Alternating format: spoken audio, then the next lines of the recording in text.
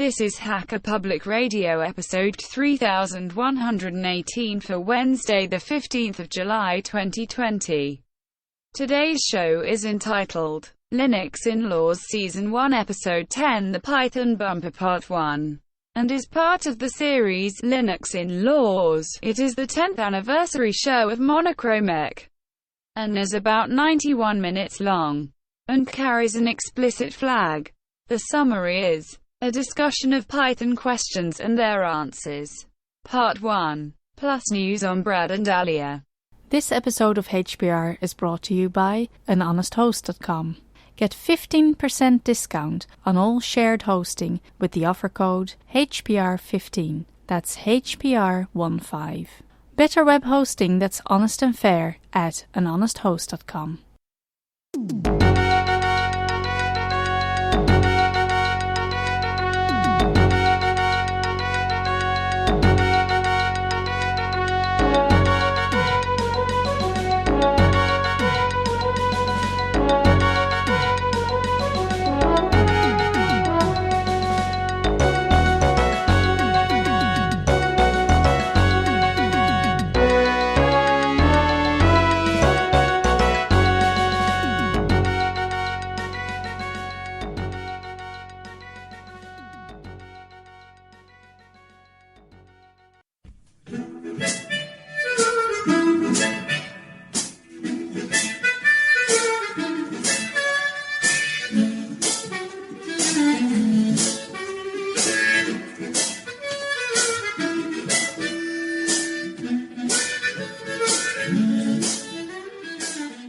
This is Linux Inlaws, a podcast on topics around free and open source software, any associated contraband, communism, the revolution in general, and whatever else fancies your tickle.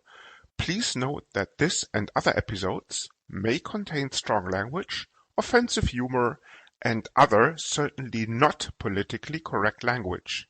You have been warned. Our parents insisted on this disclaimer. Happy, Mum? Thus, the content is not suitable for consumption in the workplace, especially when played back on a speaker in an open plan office or similar environments. Any minors under the age of 35, or any pets, including fluffy little killer bunnies, your trusted guide dog, unless on speed, and cute T-Rexes or other associated dinosaurs. Martin, good evening. How are things? Good evening, Chris. Things are great. How about you? Excellent, can't complain. Beer is stocked, so we're ready to roll for another episode of Linux Inlaws. Season 1, episode, 10, right? 10, yes. Hold on, that man. Excellent. So, for this episode, we have the usual news feed in stock, then a little bit of Python, maybe some funny ramblings, and then it's feedback, and then we're done. I think. Maybe a lot of Python. Depending. Martin had the idea of doing a special on Python, as in special episode on Python, so this is what we're doing today. Martin is posing as a novice, and I try to draw as little as, what's what I'm looking for? As few blanks as possible on the questions that Martin's gonna ask me. And you don't know what these questions are either, do you? I wouldn't have a clue. Good. Same thing with Python, so let's see what I can come up with. So why would you do this exactly? Yeah. Because this was your idea. I don't know. Yeah, you volunteered to be the expert on this. Well, as I said, let's see how fair, how I can measure up. Excellent. Okay, shall we the news, yes. dive right in? Oh, no. The news. What about Stackless? That's not news. That's old news. That's not news. No. Okay. No, right, so what is news, yes. News. Current release 5.8. A guy called Linus Torvalds, I don't know if that rings a bell, claims... I think we mentioned him last show. Yeah, probably. I think there's this operating system called Linux that he invented more than 20 years ago. More than 20 years ago? More than 20 years. 25 years and a bit, I think. Linus, if you're listening, please send feedback. I think it's 92, but we might be off. Okay, Linus has gone public with the fact that 5.8, which is just basically in the state of release candidate, it will be the biggest release ever, he says. Oh, well, until 5.9, surely? No, if apparently what happened, they did a lot of new functionality in terms of core kernel functionality, not just kind of device drivers and stuff, but all the rather scheduling amendments, file system amendments, and all the rest of it as part of this release. So I'm really looking forward to kind of put this into production and see how it measures up. Also, apparently, some subsystems were, how can I put this, subjected to some performance optimizations. Uh-huh. Like what? Well, you just mentioned performance optimizations. What are they? You'll find the details in the show notes.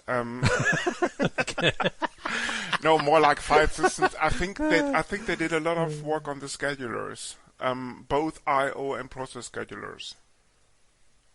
I see. Sorry, for the people who are not familiar with the intrinsics of the Linux kernel, the schedulers essentially take care of running things like userland processes, depending on the state of various contexts. Like if, for example, a program is waiting on I/O, needless to say, it doesn't make much sense to run this program because the program would just be idling. So if you're trying to read from a file, being, for example, ls, like list, or some application, the kernel will put you on hold, so to speak, while you're waiting for the disk drive to deliver the data. Similar... Which, in turn, has its own scheduler. Indeed, yes. Similar with kind of general user space threads, or rather processes. As probably we all know, Linux is a so-called multi-tasking, multi-user operating system, similar to something called Unix ages ago. So the idea is being a typical time slice. What about Next Step? Was that a say again? What about Next Step? Was that a multi-user? Yes, that's another operating system.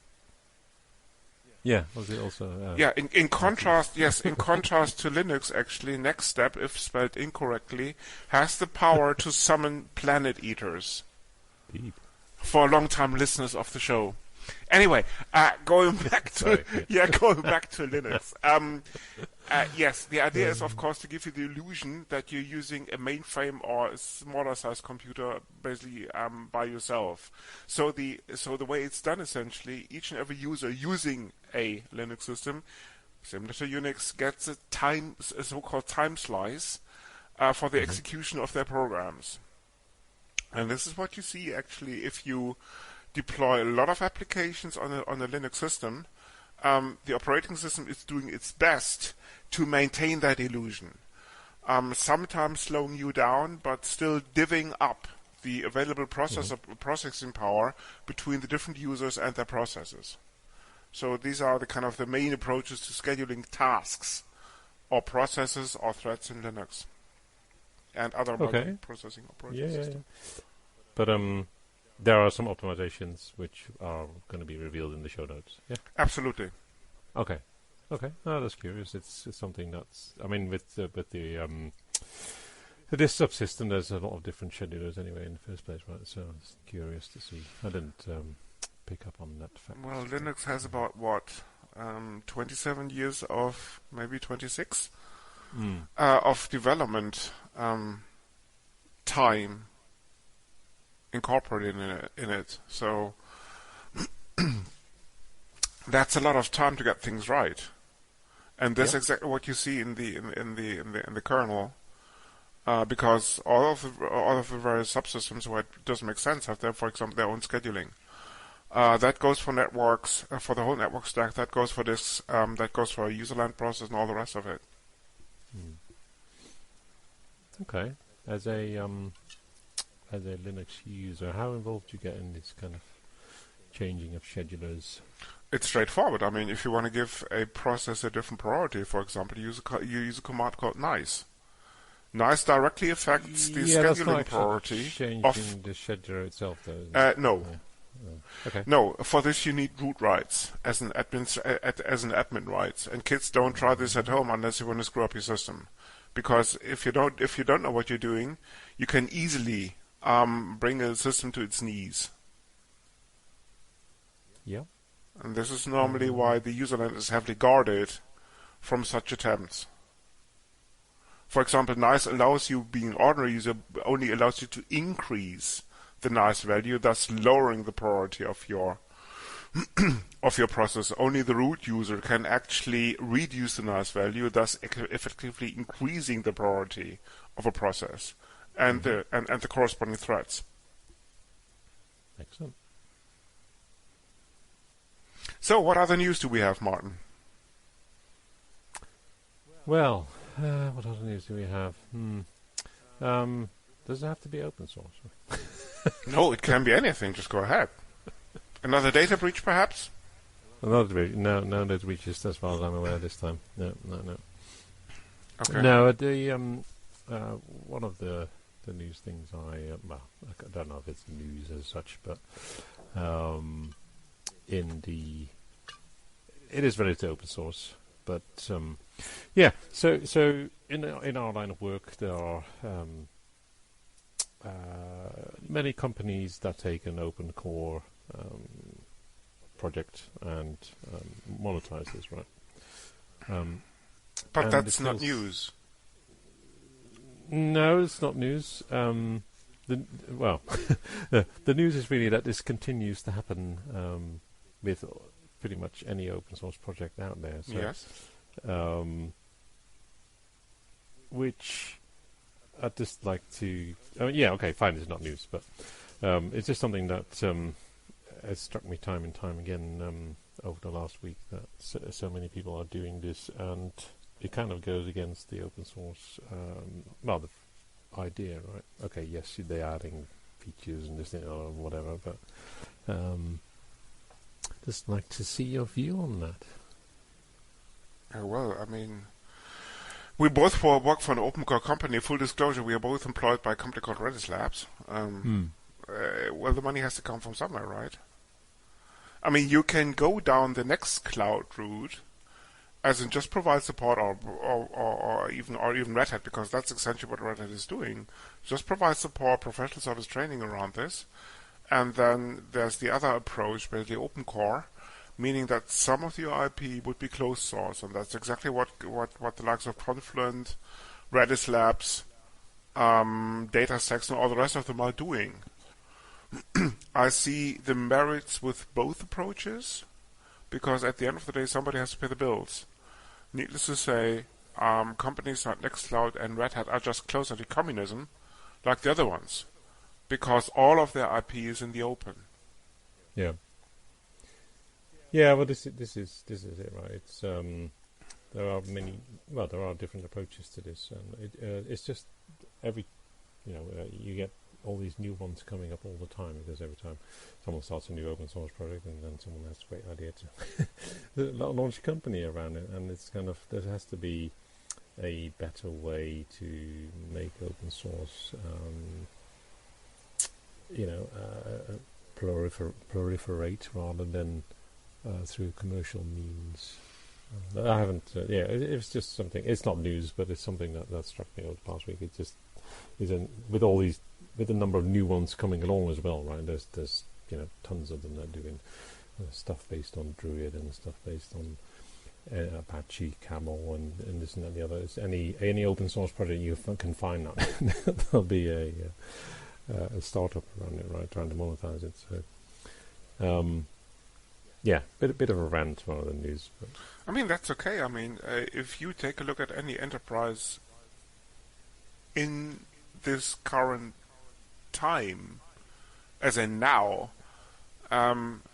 you don't have to dig deep. You'll find open source left, right, and center. If it's and even if it's just their mail system, or their printing system, or their virus scanner, you'll find a piece of open source in every enterprise, no matter what, in terms of size, number of people, revenue, and so forth. As a matter of fact, It's not the debate if whether a company should use open source. It's just a matter of basically how much open source is a company willing to bet on in terms of, for example, new product development. Of course, that also affects the overall ecosystem that they use to develop their apps. For example, the licensing is pretty determining here. Is that the word I'm looking for? Is the determinant factor, yes. In terms of, for example, take the GPL, the GNU Public License version 2, version 3, or even for the hyperscalers, the Affero GPL, as in a more strict version of the GPL. If you touch a piece of code that is licensed under the GPL, you are supposed, and there have been many lawsuits on that matter, to publish your changes, because that's exactly what the GPL says. You take the source code, you touch it, you modify it, and then the public has a right to access your modifications. In contrast to more liberal licenses like 3-class BSD, MIT, Apache, you name it, that allow you pretty much to do what you want with the source code, maybe apart from the fact that you have to credit the origin or something like this. But it doesn't restrict the usage of that source code. So if you have this great idea of doing the next big thing, like the new Netflix, the new Amazon, the new eBay, needless to say, you don't want to write your stack completely by yourself because you rely on open source components. Of course. Mm-hmm. That saves you time, that saves you effort, that saves you manpower. But, and this is a very important but, you want to make sure that you pick the right components in terms of, does the license restrictions fit your business model? Deployment options. If you are putting a piece of code that is especially licensed under Affero GPL, you cannot use this basically to run in your cloud. Same goes, for example. I have to cut this out because the entries are slightly more complicated. Best example: Redis Labs has something called a source available. Yes, a source available license. Being a hyperscaler, you cannot take a code base licensed under this and put it into your cloud. So that restricts the usage options. And there has been a big debate about this in the OSI circles and so forth. There was a FOSDEM talk by Chris Lamb and friends about contributing to Redis module code bases that made the rounds. And as I said, I can see both sides, because the money has to come from somewhere. Because what the likes of AWS and friends do, and Microsoft and Google are probably the exceptions that prove that rule, because if you take a look at their track record, they tend to partner with these open source projects and companies behind them. Confluent and Redis Labs probably being the best examples, never mind MariaDB and so forth. Yeah, but Amazon being the old one out, right? That's exactly it, and maybe even SoftLayer, or what's now IBM Cloud, or even Oracle. They take the code base, they put a managed wrapper around it, they charge for it, but they don't give anything back. Yeah, exactly. But also they make their own improvement and changes, right? Which, if you are serious about this stuff, you should be doing that rather than. And it's the same with even consumers of open source in the large enterprise. In my opinion, they could be, instead of paying vendors for support and so on, they could also be contributing to the projects and keeping them going that way, and improving them rather than going for a pure consumer model. They don't. I mean, how much has AWS contributed back? Oh, sorry, Amazon. Back to the Redis code base in terms of making it compatible with a hyperscaler infrastructure. I cannot recall seeing any pull requests here. No, in contrast, Microsoft, of course, being any contribution to the Linux kernel, because it was under a different license model, because since I think '94, Linux has been under the GPL, so Microsoft had to push any changes back into the code base. So any changes that they made in order to have the kernel running on something called Azure, they had to contribute back. From a legal perspective, but then they coupled into the fact that Linux is there to stay, whereas Windows and the server board in production, Jira is still out on that. But then Microsoft is changing in a very big way. Speaking of Python, I think they at least employ one or even two core contributors to something called CPython, which is standard reference implementation for Python on any platform, whether it's OS X, Windows, or Linux and derivatives. And if you take a look at their open source code base, it's growing all the time. PowerShell probably being the best example. PowerShell Core is free and open source. Visual Studio Code. Next thing. Yep. Agreed. So yeah, good points there.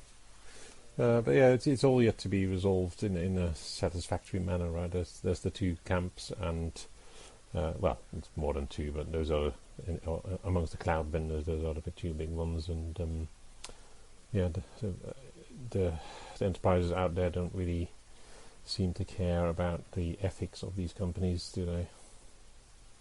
Until we order fewer books. Well, I think they've done quite well out of the current situation, not just from books. Indeed. Okay.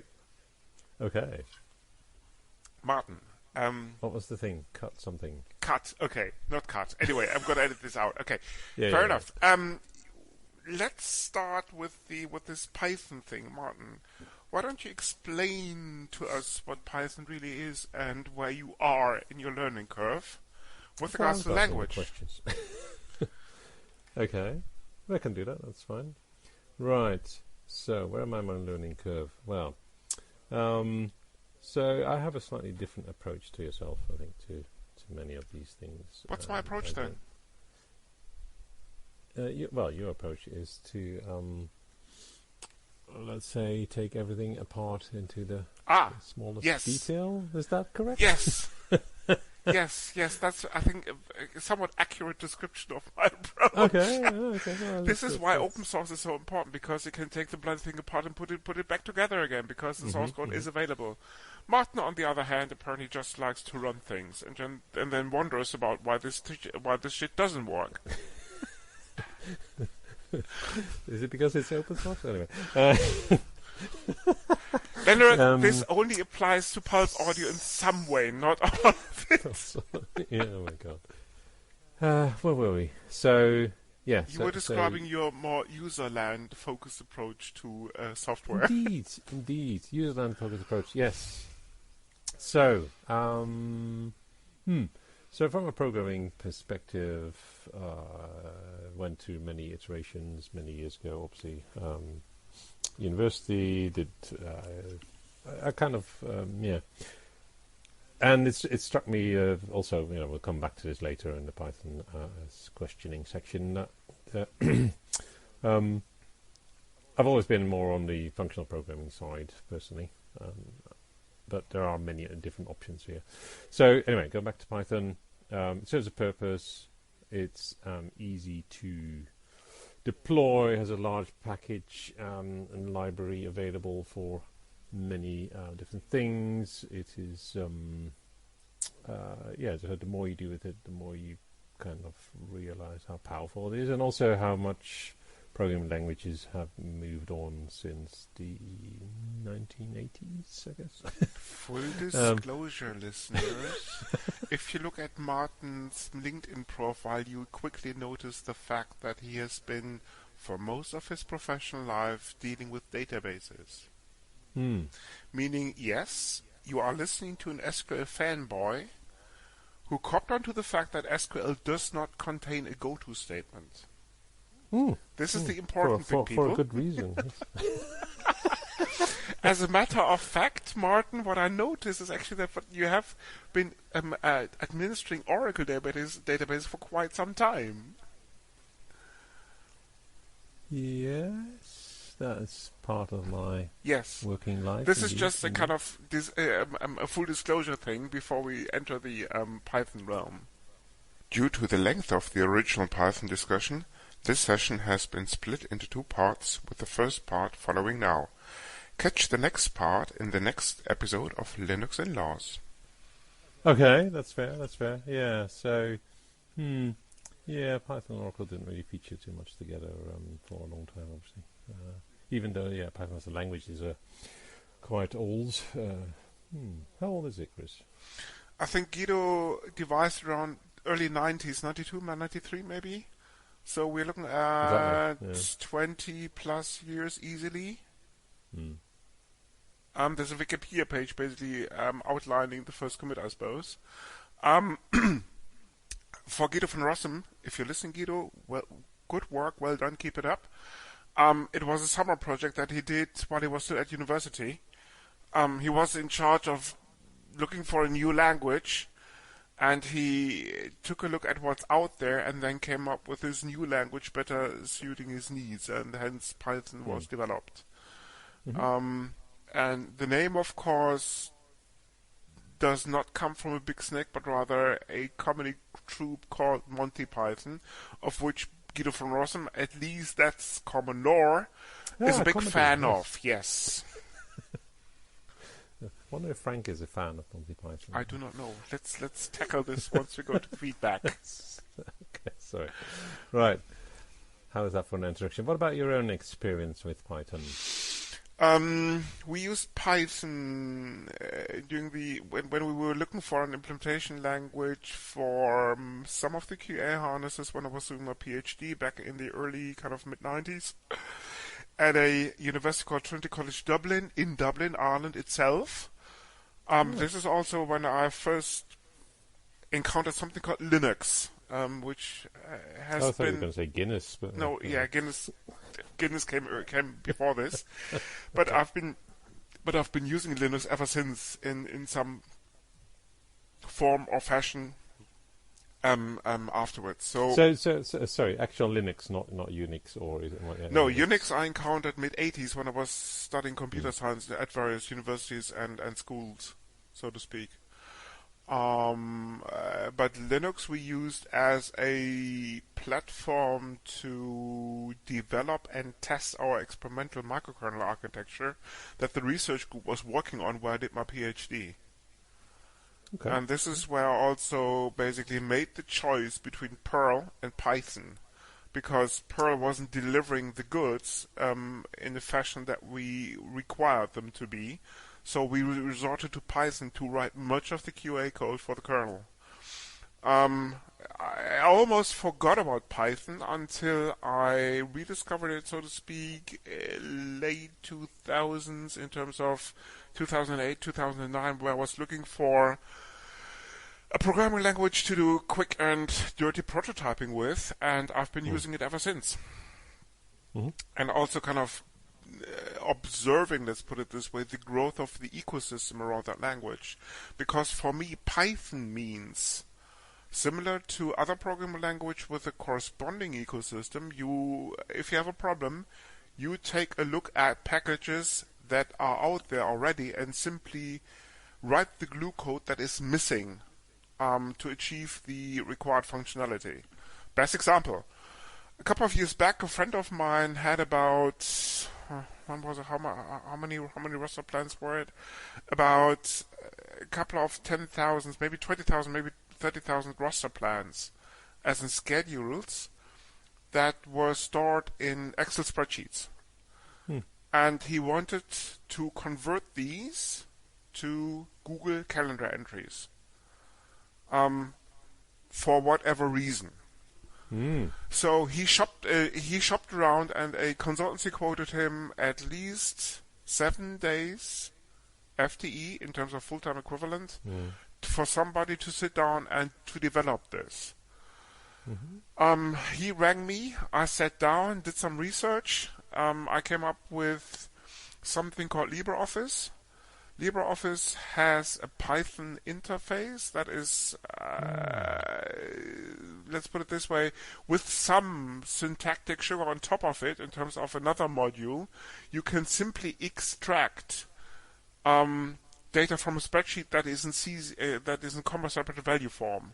So we simply wrote a small batch job that simply converted the Excel spreadsheets into CSVs. Or as a matter of fact, I think we didn't do this because LibreOffice was already then able to read them as an XLSX files. Yeah, of course. Yeah. Yep. Then then the Python program extracted the values via this module, or via this package rather, and of course the Google Calendar has a Python API. I wrote the code within 2 hours, another hour of testing, and the whole job was done within the afternoon. Because once I was able to convert one spreadsheet, there was simply a for loop around the number of files that were stored in the directory, and the whole thing, as I said, was done within the afternoon. And that's exactly the spirit that you should use when you're writing application software, because it's open source, so you are standing on the shoulder of giants, as in code bases that other people have written for you, that is available on GitLab, on GitHub, and other places where you normally would look out for these. And of course, all of these programming languages, including JavaScript, Golang, Python, Rust, have their own module ecosystem. And for Python, of course, it's the Python package index, also known as PyPy. So my first order of the day, what I normally do is actually to take pip, which is the front end for PyPy, and search for modules that I'm able to use if I want to write something. Then I download the packages. And then, as I said, simply take a look at the API specification and simply write the glue code that is missing. Yeah. So, okay, let me ask you a question on that then. I mean, your example is a good example, which, I mean, you could do all the same functionality with Linux native tools, right? But would I think your argument is that it's a lot easier out there to do. You do it with Python, and there are modules available to do that for you. I've yet to discover a good package manager for Bash or other shells. yes. I think there's something out there for PowerShell, but given the fact that I wouldn't call myself a PowerShell expert at all. I know that there's Chocolatey and other package managers for Windows. Maybe the same goes for PowerShell's core, which is also, of course, also available on Linux. But as I said, I haven't done this. But I would use Bash only for kind of small code bases with a limited amount of functionality, because other than that, you're way better off using a real programming language. And before we get hate mail, guys, modules, right, yes, Bash is a real programming language, as are other shells, don't get me wrong. It's just the case that many people just use Bash for simple tasks. That's my take on the situation.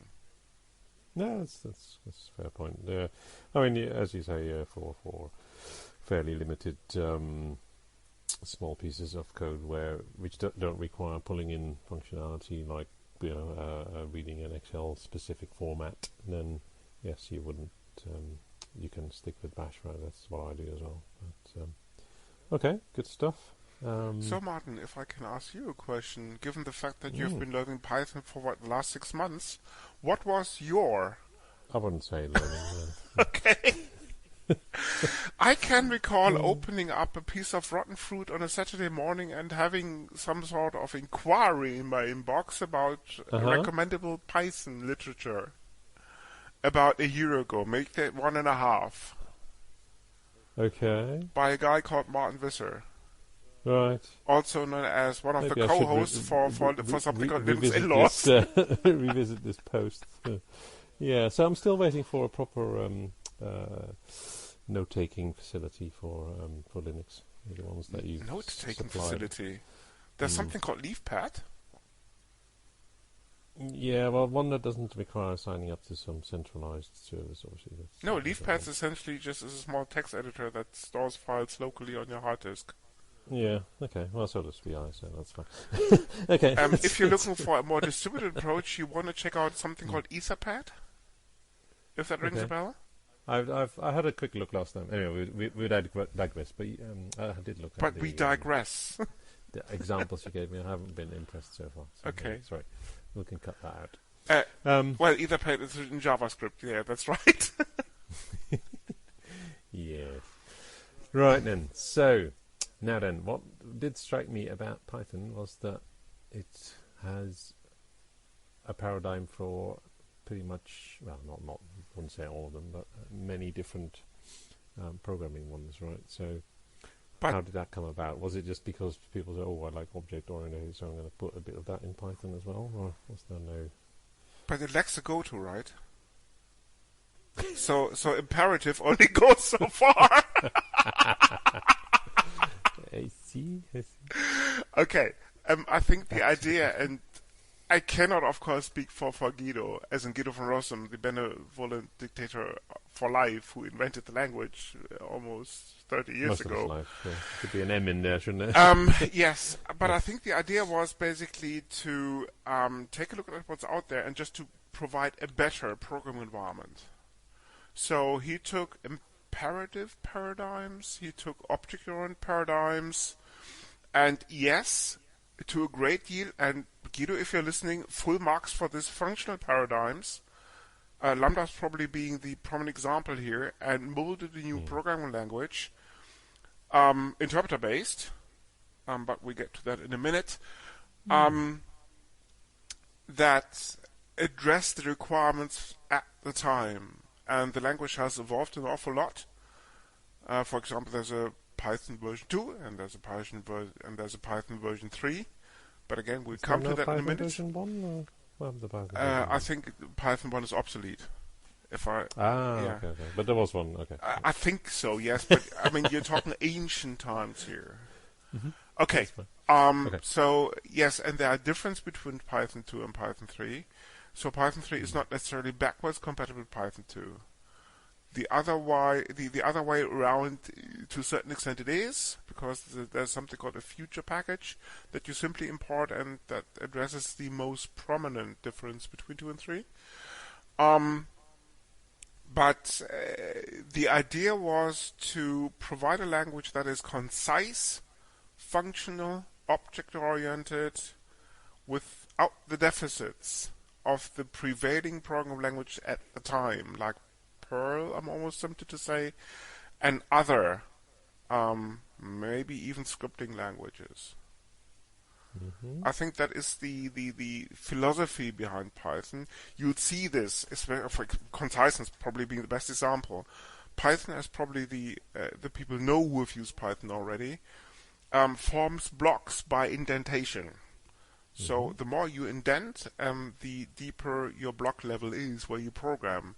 So you don't have curly braces, you don't have do, you don't have done statements like you do in other programming languages like C++, C, Rust, Pascal, Modular 2, and so forth.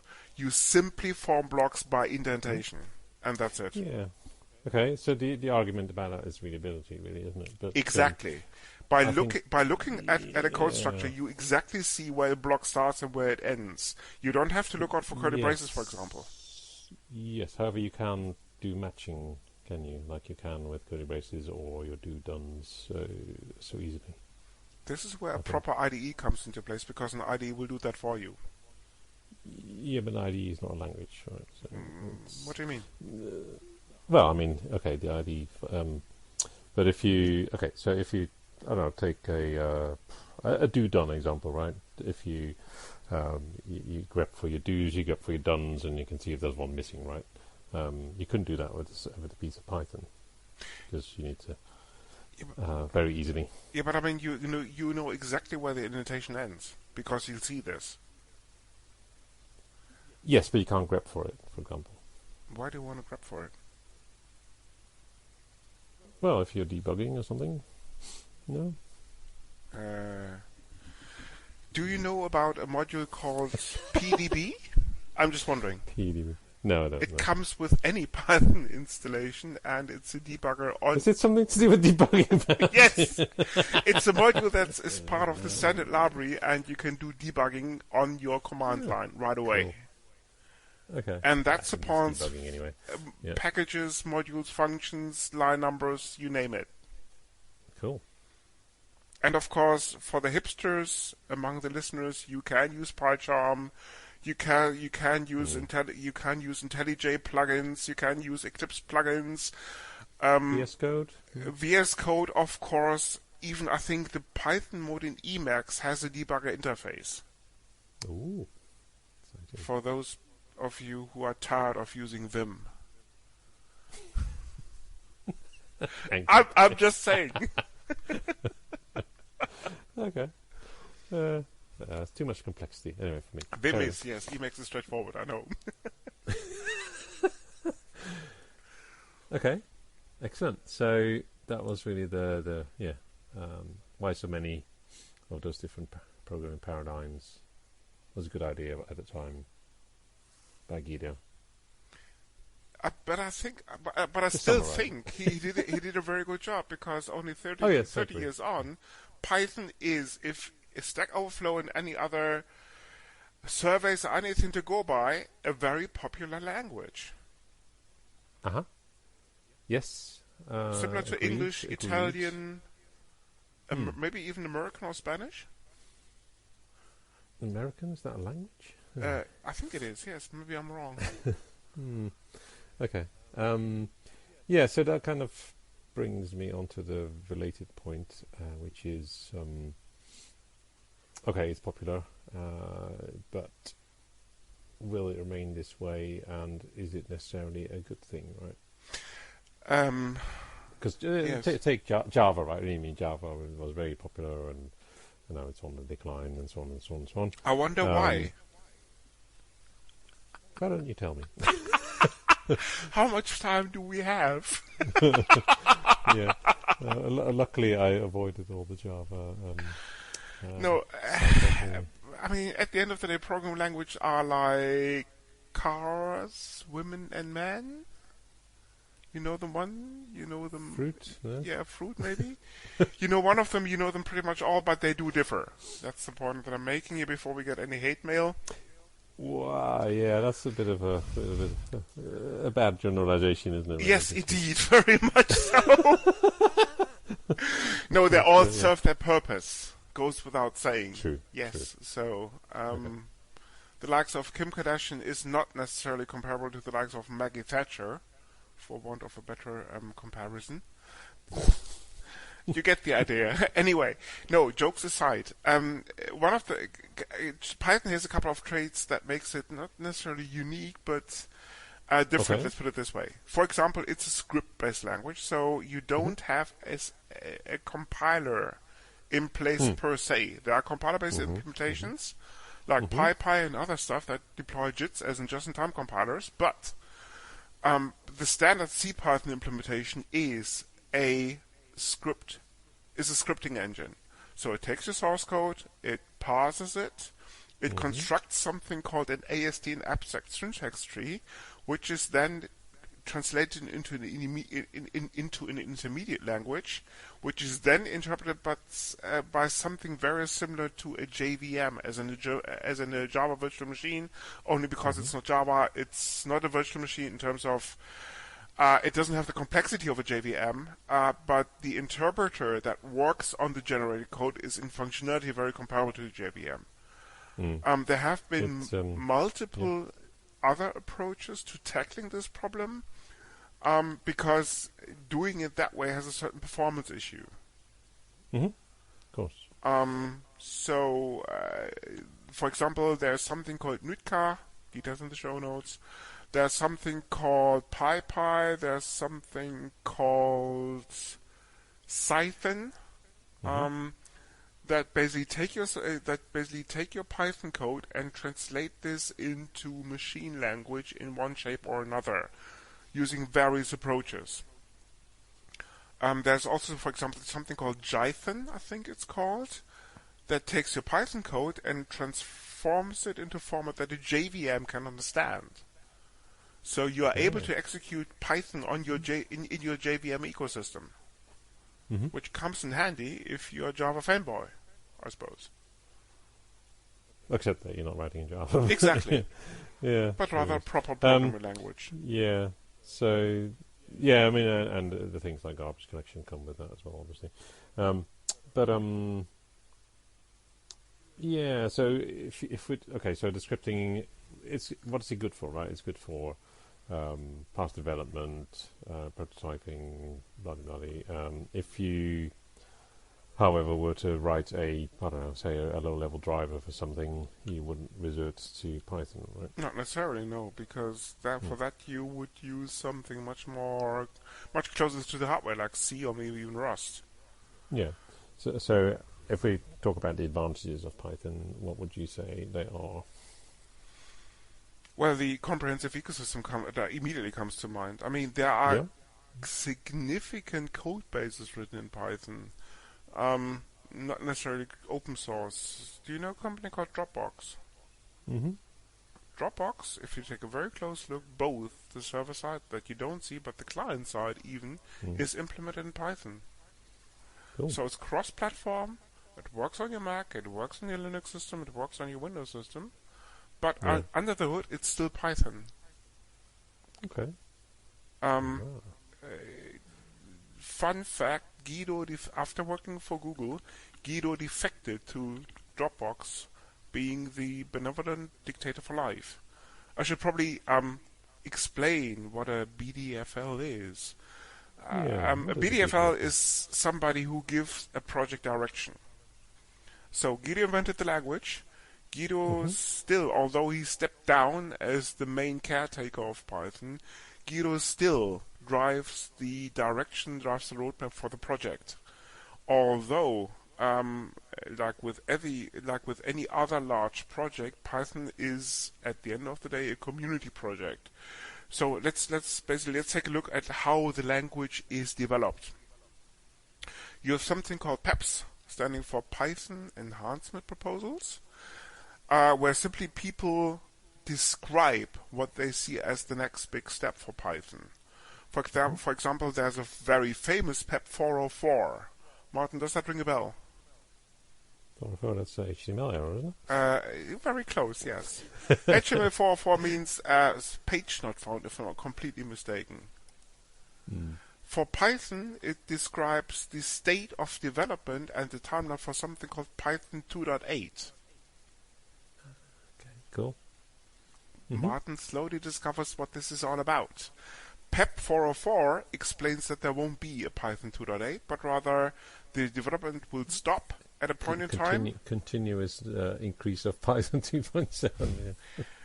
Something along these lines, and then all the code bases should be shifted or should be migrated to use a better expression to something called Python 3, because Guido and friends clearly saw the benefits of not having to maintain two different versions. I'm exaggerating, but you get the drift, of a language in parallel. And that point in time was actually the 1st of January of this year. Quite a few major distributions, Red Hat probably being the best example, have decided to continue to maintain Python 2, the Python 2 code base for their respective distributions. So, for example, Red Hat still backports security fixes to Python 2.7. Yeah, when you say maintain, you mean bug fixes. Bug fixes and security enhancements. No new functionality, of course. That goes without saying.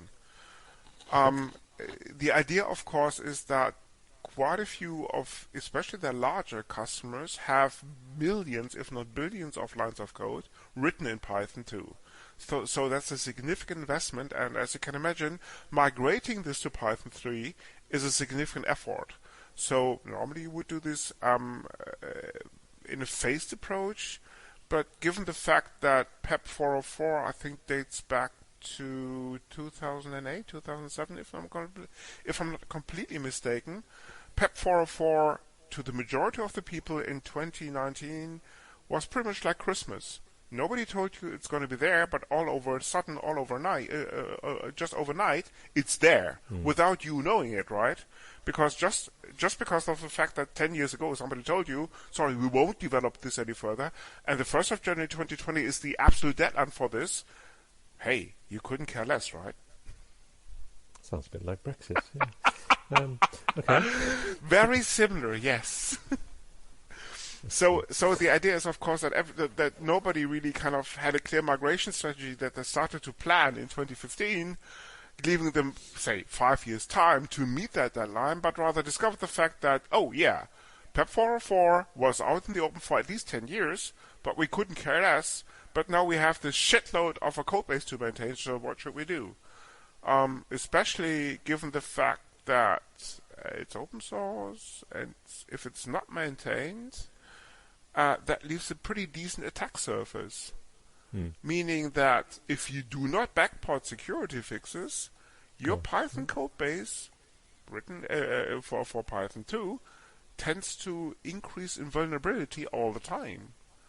Especially if more and more 0 days, as in security issues where there's no bug fix yet developed before, see the light of day.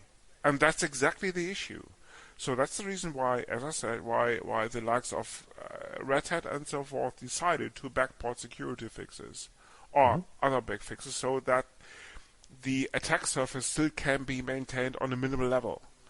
But anybody out there is strongly advised, and I'm almost tempted to name a company very close to our hearts, probably to be the prime example here, to get their shit in order in terms of getting a migration strategy in place, if not already executing on it, to move all their Python 2 legacy code to Python 3 immediately, if they haven't done this yet.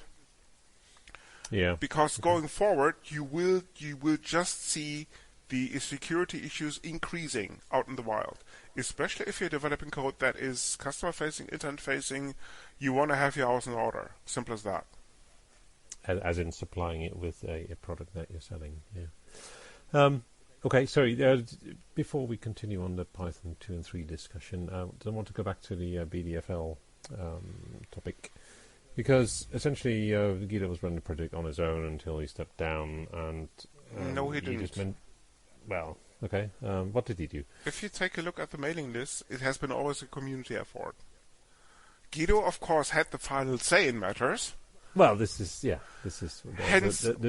D for dictator, right? It's title. But I mean, if you take a look at the PEPs have been written by the community, and the whole approval process was done by the Guido community. Says yes or but no. Yes, Finally. but Guido still had the final say, and I think that was the cause for, what was it, 571, 572? Okay. That caused him actually to step down as a BD. Now, yes. So now there is a committee doing these decisions. There has always been a committee. It just no. It's just the case that Guido had the last say. Yes. But now the committee has the last say. Yes. I think so. Yes. That is the whole point of the stepping down activity. Sure. There's something called the PSF, the Python Software Foundation, which is now a formalized body. Not too sure if the committee is now part of the PSF, because I'm not really that involved with the shenanigans going on at the PSF. But the PSF is essentially in charge of maintaining the package index, as in PyPy, doing events. So, like for example, the PyCon would be organized by the PSF or its subsidiaries, and of course funding various activities around the language, like maintaining Python.org and all the rest of it. So that would be the prime purpose of the prime purpose of the PSF. And of course, the PSF is sponsored by the likes of the usual suspects, like the likes of Microsoft, the likes of Red Hat, and so forth. It's a community body, essentially, tasked with promoting the language, standardizing the language, and keeping the shit together. Okay, excellent. I'm still confused about that. Dear listeners, Martin is easily confused, but that's Yeah. okay. Well, either someone, Guido makes the decisions, or someone else does now. What's the point of stepping down otherwise? Yeah. As I said, the community is. I think they had a committee before, but Guido being part of the committee had the final say. Now it's a much, I wouldn't say much more democratic effort, but it's more a group effort. Let's put it this way, of deciding, because the BDFL is essentially gone. He still works. In the background, you'll see this with, what is the PEP for this PEG parser? Sorry, people. Python 3.9 will have a PEG parser in contrast to what is it? The existing LL1 parser. And this is, I think, outlined in PEP. Let me look it up. 596 talks about the 3.9 release schedule, and the PEP for the parser is, yes, 617. So 617 is the improvement for CPython as part of the Python release 3.9, where actually Guido says, let's replace the LL1 parser with a PEG parser. And this PEP is written by Guido von Rossum himself. So never mind the fact that he stepped down, he's still involved in the development of the language. Indeed. Because that PEP, actually I'm just looking at the PEP page, was created no less on the 24th of March this year. Excellent. So more than a year after he stepped down, if I'm not completely mistaken. Okay, good stuff. Yeah, so I mean, I'm not disputing the fact that he's not no longer involved, that he is not still involved, but more the final approval of PEPs, right? That is now a different process. Yes. It's much more community oriented. That's correct. Yes. Yeah. Okay. Cool. All right. So going back, where were we? Yeah. So Python 2.3, we touched on reasonably. So I believe there's also a utility out there. Have you had any experience with that? Yes. 2.3 it's called. Essentially, it's a pluggable framework of helping you with migrating your 2.3 code base on a more or less automated fashion. It takes care of the most prominent suspects for you automatically. For example, the main difference between Python 2 and Python 3 is, depending on your level of knowledge and your background, of course, print is a statement in Python 2 and it's a function in Python 3. So in Python 3 you have to decorate this with braces, because it's not a statement anymore, otherwise Python will bark at you. This is the level of automation that Python can take care of. As with any other automation tool, it has to be taken with a grain of salt. Yes, it will take care of the most prominent differences for you automatically, but you're strongly advised to do a proper code-based review afterwards, making sure that not only the syntax, but also the semantics are changed. Another big thing is, of course, for example, between Python 2 and Python 3 is string handling. Python 2 treats strings as a sequence of characters, pretty much like C, whereas in Python 3, strings are UTF-8 collection of characters. Because sequences of single 8-bit characters would be represented by bytes, like a byte array or byte sequence. So it's that level of detail that you have to watch out for. And of course, as usual, the devil lies in the details. So 2.3, yes, can help you an awful lot, especially given the fact that you just give it a directory and it simply takes a look at the Python files in the directory and then converts them one by one. But it won't help you with doing a full system integration test, never mind user acceptance, before you deploy this in production. Tools only go so far, people. As usual, human intelligence has to be applied afterwards. Good stuff. Yeah, no, that's very sensible. I mean, as you say, it's the same with any automation tool, right? And it kind of comes down to how have you built your whole pipeline of development. Absolutely, and QA, yes. and how you've automated that. Okay, so do we think that 2 will ever die as such? Yep, it's penciled in for the 24th of March to 2024, and I think that's a Sunday, if I'm not completely mistaken. I might be wrong on the particular weekday, but that's the point in time when Python 2 definitely will die. It's part of CPython as in the standard implementation. The reference implementation will cease to function on that date, if I'm not completely mistaken. Right. And of course, that's my attempt at humor. For those people who missed it. No, it basically boils down to the fact that how many companies are willing to maintain a dying code base in terms of the Python 2 CPython reference implementation. Because CPython, and that comes with any operating system that Python supports, is your standard implementation. You find this on Windows, you'll find this on OS X, you'll find this actually on Linux and other Unix derivatives. This is your reference implementation that will work on any platform. And it's just a matter of how willing are people to put effort into this code base for Python 2, because it's dying. There won't be any functional improvements, only security fixes and bug fixes will enter the code base based on your distribution vendor. Mm-hmm. Yeah. Okay.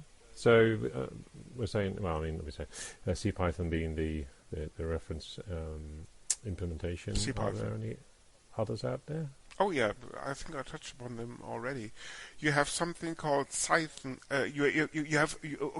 First, of course, you have the just-in-time compilers, and then you have other language ecosystems aimed at different execution environments, like for example Jython.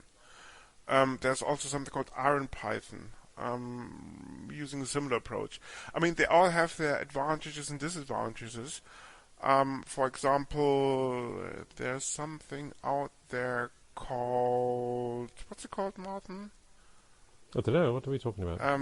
You mentioned this, right? You mentioned something called Stackless. Stackless, yes. Sorry, yes. Yes. Stackless, Martin discovered the fact that Stackless is just another Python implementation, but in contrast to CPython, and similar to other Python implementations, it only maintains a certain version of Python. So the trouble, of course, with the other language ecosystems is that, in contrast to CPython, they may only support Python 3.1.2.3.4.5, but only CPython, because its reference implementation has the newest language standard implemented. So while we're on the subject of Stack Exchange, Martin, why is that important for you? Stackless, sorry, yes, not Stack Exchange. Yes. Is it's something different. Something. Why is it important to me? Okay, so yeah, three ways of doing parallel processing, multiprocessing, or whatever you want to call it. Making use of CPU cores in Python, right? Threading, multiprocessing, and potentially async-IO. Async-IO doesn't really help you with parallelizing jobs so much, but does it not? Okay.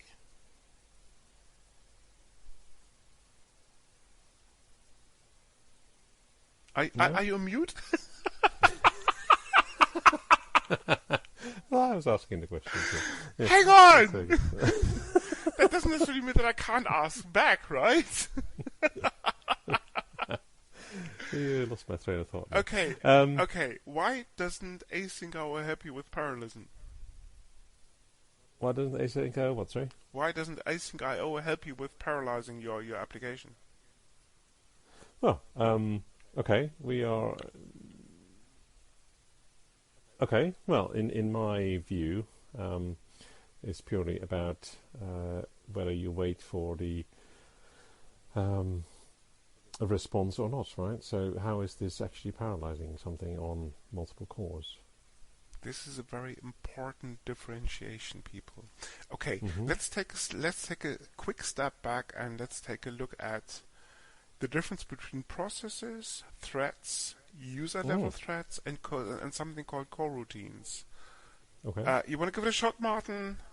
Or should I take it from here? You're the expert. Go for it. I'm the expert, okay. Now I will comment. Yes, exactly. Please do correct my biggest mistakes in the following explanations, by all means, Mr. Visser, by all means. Okay. You have something... The term operating system rings a bell? You've probably heard about this before. And operating system has... Next step is one. Yes, very much so, like Linux and other operating systems, exactly. And operating systems tend to have something called a kernel. Uh-huh. The kernel is in charge of driving the lower levels of the system, like talking to the hardware, and also very important, allocating CPU slices to something called the userland. The userland, of course, is where applications live, like the shells, like the IDEs of the world, like your Python code that is executed by CPython. Okay, hang on. Yes. Right. I mean, these are just processes. Very important, yes. Okay. Martin, what is a process? Going back to your uni days, a process consists of what? Well, it depends. Yeah. No, it doesn't depend. No, it does depend. A process is an abstract construct. Let me rephrase the question. Not necessarily the same as a Linux process. Let me rephrase the question. What does in Linux a process entail? Well, it's basically an executable that runs on that's part of the CPU allocation for running, right? Almost correct. Piece of code. In Linux, like other operating systems, especially the ones that are able to deal with virtualized memory, consists of something called an address space, a set of registers, especially an instruction pointer, a stack, and what did I miss? Yeah, we forget about the likes of file descriptors and so forth. You're talking about the internals of a process. Yes, and now the important bit: one or more so-called threads. Okay. And this is the important bit, people. This is all you need, because a process in Linux and other operating systems is an execution context. So typically in the olden days, before the invention of threads, you had in a typical Unix process, you had a virtualized address space, you had a set of memory pages, and the rest was essentially residing on disk in something called a swap space, and you had a program counter and a set of registers. This process could be interrupted at any time by the kernel. Going back to my earlier description about slices, that's exactly how you implement a multi-user, multitasking operating system. And then OS2 and other other hipster operating systems came along and invented something or brought something with them called threads. Now you did have more than one execution context per process. And Windows NT being the copycat. Yep. Essentially took this from OS2 and implemented this in Windows. But then POSIX came along and implemented this for other for other operating systems as well. So any other, before they hate us some email, POSIX of course being a standard, people wrote the standard so the OS implementers could implement POSIX compliant interfaces for this functionality. Just to be correct here. So essentially the way it works is basically a process, and that goes for Linux, that goes for OS X, that goes for Windows, and any other new or modern operating systems. A process has still a virtualized, or an address space in general, has still a set of registers, but now has at least one thread. You can have more than one thread, meaning that you have to synchronize them accordingly, because they all run in the same address space. And if they want to do concurrent accessing of example, of one particular address, that access has to be synchronized. Because otherwise you will have race conditions and other fun stuff. For those of you who have ever used threads, you know what I'm talking about. So that introduces the whole notion of concurrent programming, including locks, semaphore, signals, you name it. They're all present in Linux, and they're all present in Windows, they're all present in OS X. But the important thing is that a thread, at the end of the day, is still a kernel entity. The kernel knows how to create them. The kernel knows how to schedule threads, even running in the same address space. And the kernel knows also how to end threads if the application doesn't do it. Similar to the way a kernel knows how to create processes.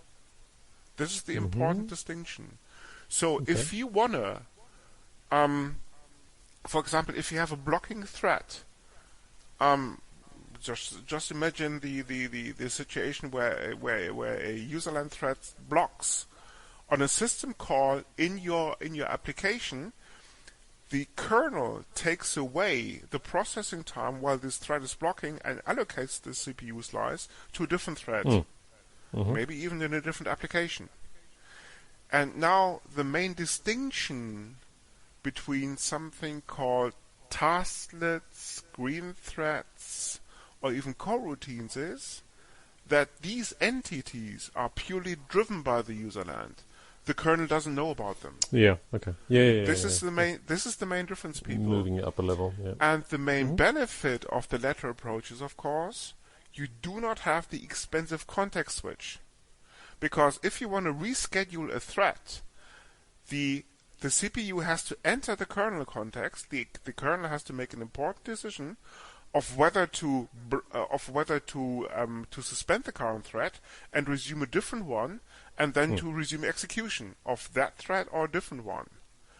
That means always you basically enter the kernel address space. That always means a context switch, and from a CPU scheduling perspective, that's a very expensive operation in terms of microseconds that you're spending with it on this.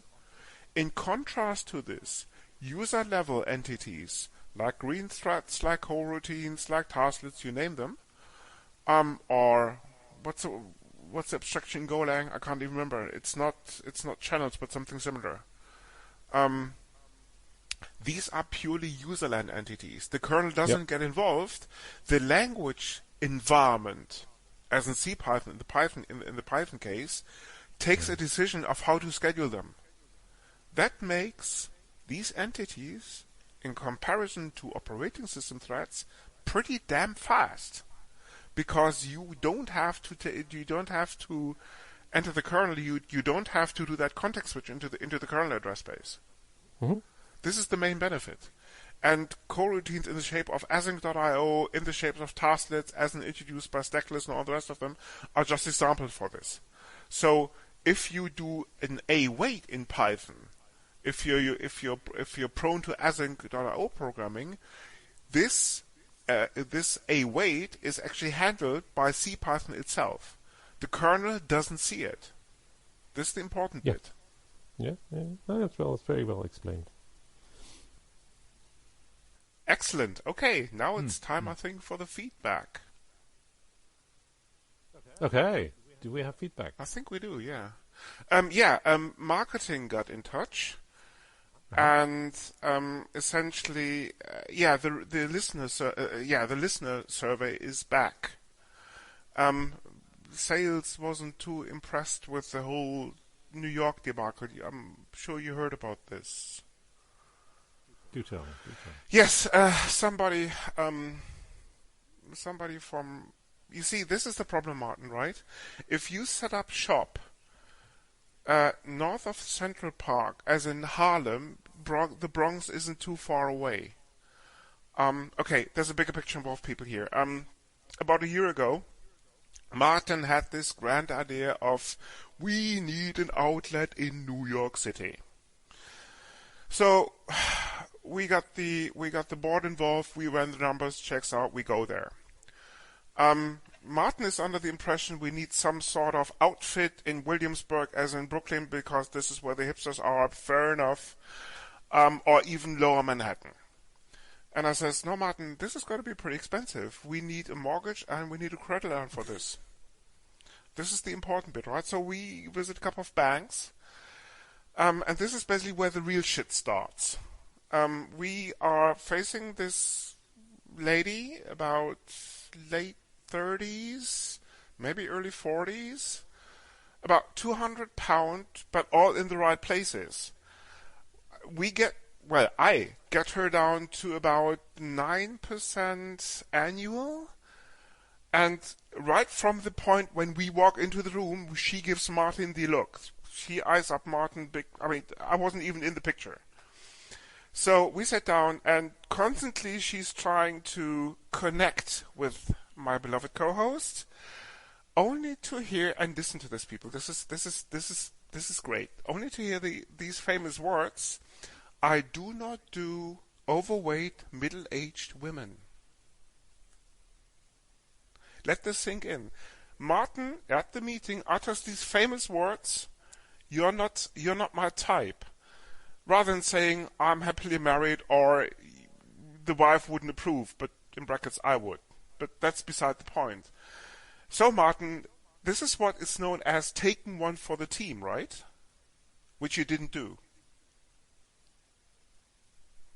Isn't that your? Sorry. No, Martin. I had to do this. As a matter of fact, I had to take 3 for the team, only to get a decent mortgage out of her. Good job, that man. Yeah. Okay. Brains and the looks, because of this mishap, for want of a better expression, I thought it was quite a success, person. We ended up with an outfit in Upper Harlem, and of course the Bronx isn't too far away, so you get all these blown-ins, and they wreck your outfit. So sales wasn't impressed. But how did I end up here? Yes, listener survey, exactly. Saints complained about it, but feedback, anyway, yes. Feedback. Yes. According to the marketing department, we have about 6.5 listeners these days. And Claudio being one of them, I think. Well, he was until the last episode. Well, actually, no, he sent a mail saying, good job, I really like the review of the review, let me get back to you. I don't know whether that's a threat or a promise. It could be sarcasm. I see, okay. Or are we expecting the review of the review of the review? Yeah. Yes, also the focus groups apparently are doing a pretty good job. They came up with Haskell as the next language to review, other than Python. How good are your Haskell skills, Martin? I heard it mentioned the other day. Okay. So we're gonna. So what do you, in that case, let's take turns. So I'm gonna ask you about Haskell next time around. That's only fair, right? You never know what these focus groups are good for, right? Okay. And now, all joking aside. No, seriously. I did come across someone who mentioned Haskell about something. No, seriously. Marketing came up with these grand proposal of focus groups, and I think they worked out quite well so far. Sales may have a different opinion on this, but sales also is on the opinion we could make lots of money in places like New York, which, if you take a look at the numbers, are not that great at the moment. No. Of course, if you had taken at least one for the team, we could have set up shop in Williamsburg, because we would have been able to afford that mortgage. But then you had to utter these famous words. I don't do overweight middle-aged women. Nice. You're welcome. I think the next time I will do this by myself. Anyway. Fancies or not. Anyway, doesn't matter. Okay. Feedback. Feedback, yes. No? Yes? Feedback. Frank wrote. Frank.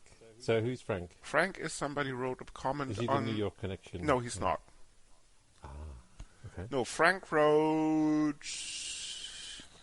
on Hacker Public Radio the following words. The sketch, sorry to say, but I found the sketch rollback cut. He posted on the 15th of June the sketch, sorry to say, but I found the sketch not to be funny at all. No, sorry. The sketch, sorry to say, I found the sketch not funny at all. Not because I'm a Trump supporter, far from it, but it was just not funny in a comical sense. it gave me a sense of Fremdschämen, which is a peculiar German word, my interpretation, and I had to skip over it after listening to the first minute or so. Please also work on your audio balancing. Yes, Frank, that is appreciated, because we are still trying to get things right. I think we have to talk to the post-production people, Martin. Yes, I think we do. The Polish gang I think they are perhaps too much on the beer front. The Polish gang. Beer allowance retracted. Yeah. The Polish gang that Sales was so fond of doesn't cut the cheese. No, the audio quality. I think I have to go back to do it myself again. I don't know, but let me have a word with post productions or with the general operational department. I might add, yes, because operations haven't been doing there was another great. Operation issue, wasn't there? Yeah, indeed. Recently, let's put it this way. So yeah, I think a serious some automation problems. Yeah, I think a serious reorg is actually. Heads will roll. Yes, indeed. Yeah, that's catchwriter needs to be fired as well. Yes. So marketing, sales, operations comes to mind. Let's see what else we can do. Yeah. Okay. Yes, and Frank continues to write. First, there was a presenters. Yes. No. No. The presenters will stay there because they make the numbers, right? So you can't fire them. That's for sure. Okay, Frank continues to write. First there was a low volume talk, then suddenly a much louder techno jingle. Right before the sketch, yes, you're right. As I said, let us have a word with the Polish crowd, so that we can make some improvements in this area. Okay, we have to do a POX. Oh yeah, actually there is another bit of news that I almost forgot to mention. It's not exactly open source, but I'm not too sure. Brad Pitt rings a bell? It's definitely not open source. Correct. But Brad Pitt recently moved in with somebody called Alia Shawkat. Oh, not with your favorite actress, whatever her name is. Pamela Adlon? No. No. Thought we were going to Pamela Adlon episode again. Are you implying you do not know Alia Shawkat? Shortcut. Shawkat. Shawkat. This is someone's name. You are joking. No, I'm serious. You don't read... Someone made this up. No, you don't read tabloids? Real name. No. Shaw. Shawkat, yes. Not... Well, are we talking about S-H-A-W or S-H-O-R-E? S-H-A-W. Right. Okay. No, her name is Alia Shawkat. Right. And okay. Never heard of her. Fine. The TV sitcom Arrested Development doesn't ring a bell. No. And I thought Martin was contemporary. How wrong I was. Dear listeners, it might or might not be a pox. What is the development of this news, actually? No, they just moved in, and that's shocking. Yeah, well, people move in all the time. Yeah, it's Brad Pitt, for God's sake! No news. Well, so. I mean, my neighbour's moved in as well. It's not news. I mean, that means that Brad Pitt is off the grid, Martin. Grid? What grid? What's he doing on the grid? Oh, Jesus. Your wife got in touch. I'm just looking at an email of her, and she says that actually you have cancelled your Hello subscription. Yes, it does show. Okay, good. No, not good. Because otherwise you would be able to encompass the gravity of the situation, which apparently clearly you are not. Okay, why don't you tell me what the gravity is? I'm curious. I already mentioned that Brad. Maybe vaguely. Brad. Maybe I'm not, because I don't really know. I already mentioned the fact that this moving in implies whatever you look for. What? Implies that Brad Pitt is off the grid. Yeah. Meaning, okay, sorry for the more simple-minded among us.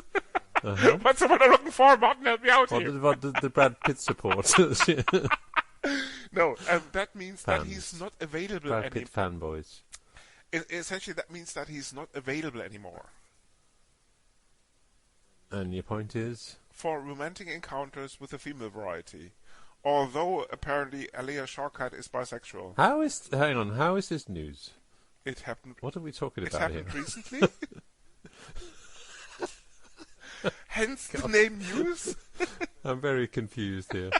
Martin is easily confused because otherwise we would have got that really superb Williamsburg outfit at a lower mortgage rate. Is this podcast number 2, Hello Magazine, the sequel or something? No, it's still Linux Inlaws. I'm just mentioning the fact that they have moved in together, and now that entails that Brad Pitt is off the grid.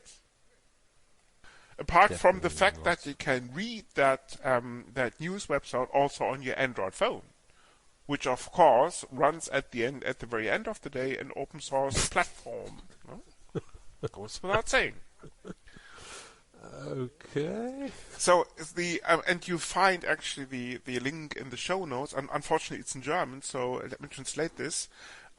Essentially, see, the Germans are great fans of Brad Pitt. Right. Yeah, the sad news that it's official. One of the most wanted singles of Hollywood is in a relationship again. Alia Shawkat, age 31, is apparently the lucky one. Yes, at Brad Pitt's side. Is that the way to correct it? There was a long speculation about an affair between the two of them, and the reason for this that they have been cited in public recently, especially at a concert of the soul musician called Thundercat at the beginning of March.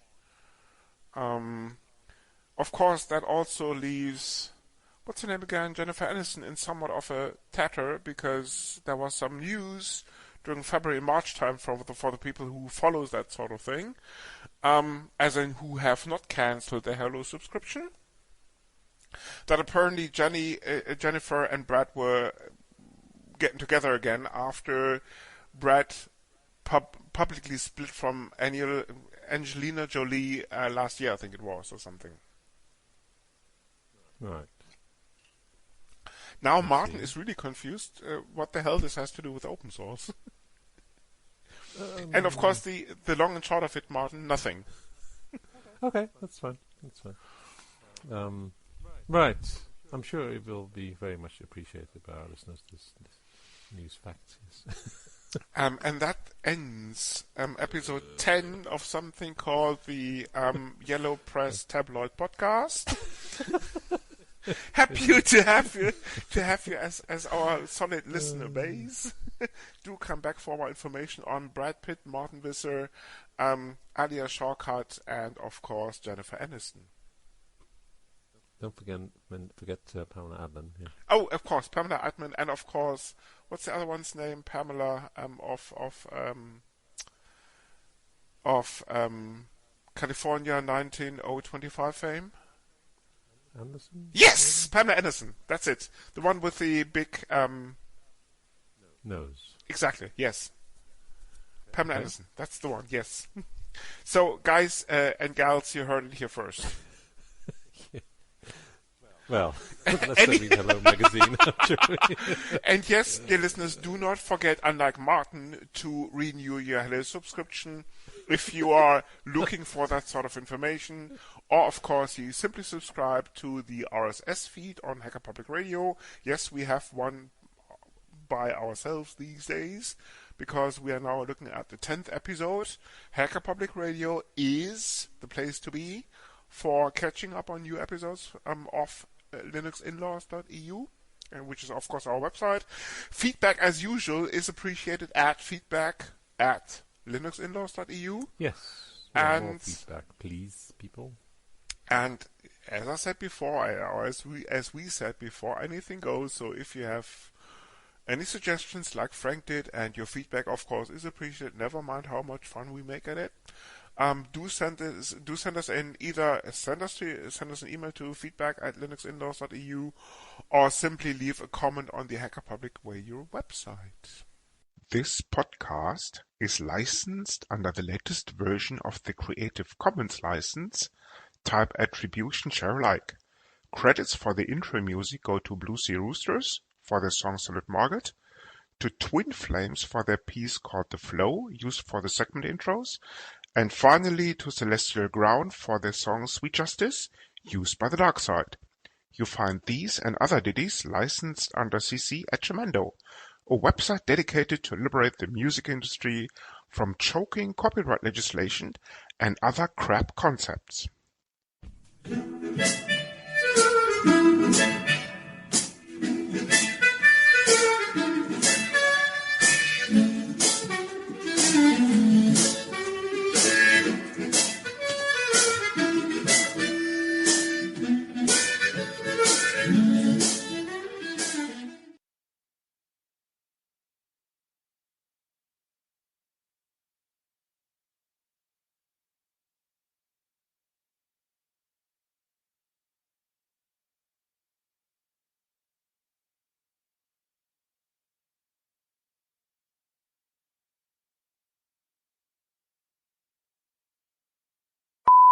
Right.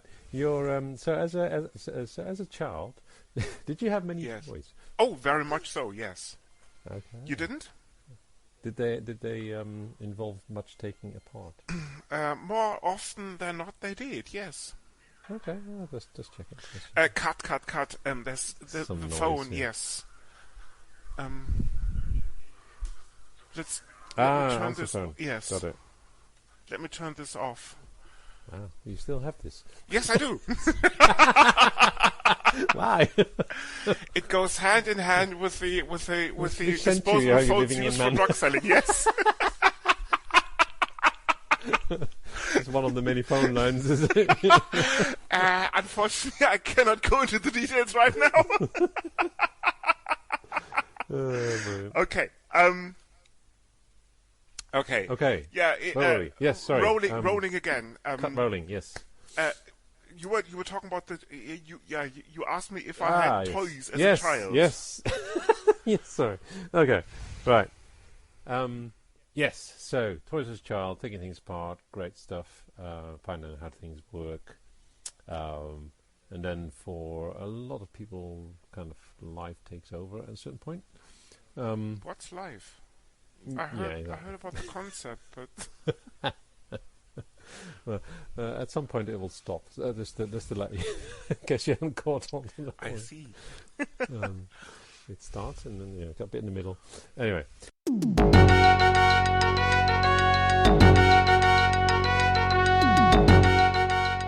You've been listening to Hacker Public Radio at hackerpublicradio.org. We are a community podcast network that releases shows every weekday, Monday through Friday. Today's show, like all our shows, was contributed by an HPR listener like yourself. If you ever thought of recording a podcast, then click on our contribute link to find out how easy it really is. Hacker Public Radio was founded by the Digital Dog Pound and the Infonomicon Computer Club and is part of the binary revolution at binrev.com. If you have comments on today's show, please email the host directly, leave a comment on the website, or record a follow-up episode yourself. Unless otherwise stated, today's show is released under a Creative Commons Attribution Share Alike 3.0 license.